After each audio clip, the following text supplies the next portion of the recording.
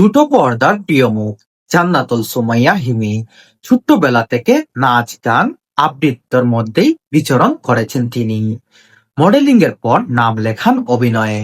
মেধা আর সৃজনশীল অভিনয় দিয়ে খুব অল্প সময়ে নিজেকে শক্ত একটা অবস্থান তৈরি করে নিয়েছেন তিনি। শুধু নাটকেই নয়, মডেলিং এ ও আলাদা এক চাহিদা রয়েছে তার। দর্শকের পাশাপাশি নির্মাতাদের কাছেও অবস্থান অর্জন করেছেন এবং হয়েছেন সবার আশ্বাসের ভরসা।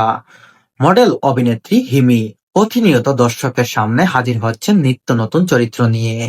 আর্থিক বিষয়ের চেয়ে কাজের বিষয়টা বেশি প্রাধান্য দেন হিমি।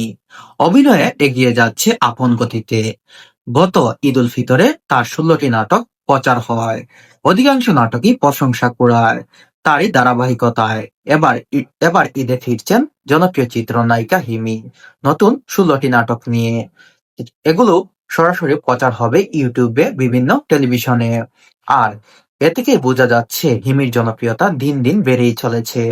বাংলাদেশের জনপ্রিয় ইউটিউবার থেকে শুরু করে অনেকেই এখন বাংলাদেশের মানুষ এখন হিমি